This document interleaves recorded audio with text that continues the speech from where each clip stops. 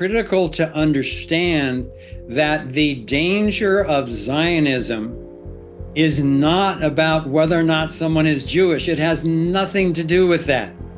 I have a zillion Jewish friends. I was married to a Jewish woman for 30 years. It has nothing to do with religion. It has nothing to do even with ethnicity. The Jewish culture was abducted by what became the Zionist agenda. Now, I'm not going to go into great detail on this. I've written a blog called I think it's The Truth About What's Going On in Israel and Gaza, where I lay out the whole history. It goes back to the 1600s, and this guy Sabbatean Levi, and then his disciple, this guy Frank, who basically created a death cult to take over the world. And they got kicked out of one country after another for their insidious behavior. And then they literally got a whole bunch of people to convert to Judaism and move down into Israel. And then there's something called the Schofield Bible, which the Zionists have created to try to take over the Christians as well. They came up with their own Bible, which basically, took the regular Bible and then kind of added in that if you didn't go along with the Zionist agenda, God would curse you. And so they've used that to try to blend the Zionist agenda with the Christian agenda into Christian Zionism. But the key is that it's not about Christian principles. It's not about Judaic principles. It's not even about the best of the core Islamic principles. It's a cover. It's a sheep's clothing over the wolf of one world domination. And, were they going to be able to do that militarily? No chance. So how are they going to accomplish it? Well, the Illuminati was created in 1776 in Germany.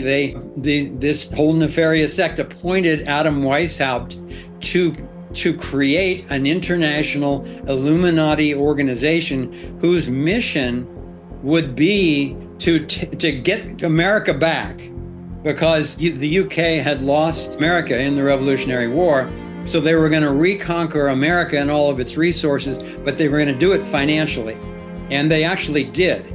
That's the whole story of the bankruptcy of America and selling out to the European central bankers in 1933, and then the going off the gold standard, plus bringing in the Federal Reserve and the IRS. That whole scheme was to retake over the United States, and then through the United States power to take over the world, and to do it financially. That's what the Zionist system was designed to do.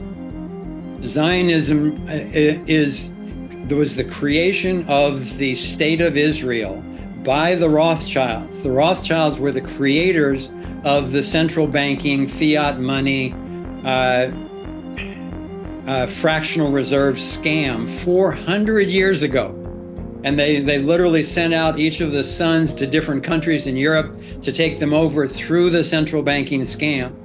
And then Israel was created basically in 1948 by the Rothschilds to create a hub in the Middle East where they could take over all the oil fields, take over 9 countries. General Wesley Clark, in Thrive 1, we showed him saying, oh my God, I went into the Pentagon after 9/11. They showed me this document. They were going to take over 9 countries in the Middle East. Yeah, it's fully documented.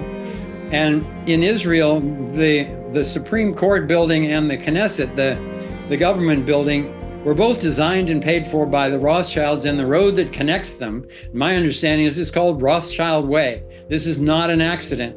So they've been trying to hide behind the wonderful aspects of Judaism for a long time in order to try to accomplish their agenda before they get discovered. That's why the Anti-Defamation League, the Netanyahu and his whole group, their strategy has been to either assassinate, defame, or accuse of anti-Semitism anybody, starting with David Icke and then Alex Jones and then us and on down the line, Anybody who gets close to revealing the truth on a global level, to the truth about the international bankers' agenda for one world control, they will be called anti-Semitic, which, there was a whole campaign to try to accuse Kimberly and me of being anti-Semitic. We addressed that directly in Thrive One. Fortunately, that collapsed and disappeared under a lack of weight of evidence. The evidence was all on the other side. But the critical thing for people to understand is that they were this close. There are only, in 2001, there were 9 countries left that didn't have a Rothschild central bank. Now there are 3. Iran, Syria, and North Korea. Well, that's the current axis of evil. The rest got taken over. So now we get the Trump administration in. They're talking about restoring health and restoring honesty and strength and sovereignty and all that great stuff. And I believe it. That not necessarily that Trump could have been able to accomplish it, but the people he's gathered around him, there are enough honest, good people that I think they're going to be able to do a tremendous amount. Now, to bring the Zionism together with the cabinet, I don't know of a single member of the cabinet who hasn't been a staunch supporter of Israel over Gaza, over Palestine. And that includes Hedgeseth, it includes Huckabee, it includes Tulsi, it includes Bobby, it includes Ramaswamy, it includes Musk. So this is the major concern from inside, is, are the Zionists creating a cabinet that they can then use to fulfill their mission? And there is a real risk of that.